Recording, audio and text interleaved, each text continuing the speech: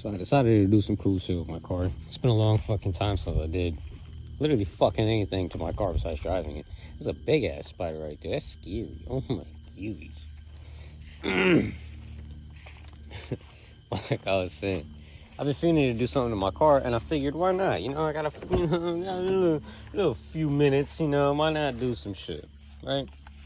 So I put some lights in it. No, I'm just kidding. That's not the lights, guys, that I put in here. Y'all gonna see the dogs barking in a second. Just relax, just relax. But yo, it's dark as shit in here, ain't it? Right. And then I flip a fucking switch. Bow! Dogs is barking, you know what I mean? Shit's lit. It's kind of dirty in here. Don't say shit. But it's cool, you know? I got them all the way around the car on the inside. It looks dope. Next step is gonna be ended up putting... You can't even see in there.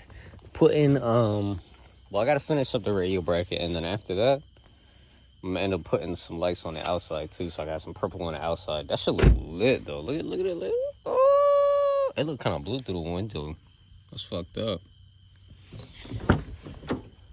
Nah, but it definitely looks cool as fuck. It definitely adds like a certain touch to the car.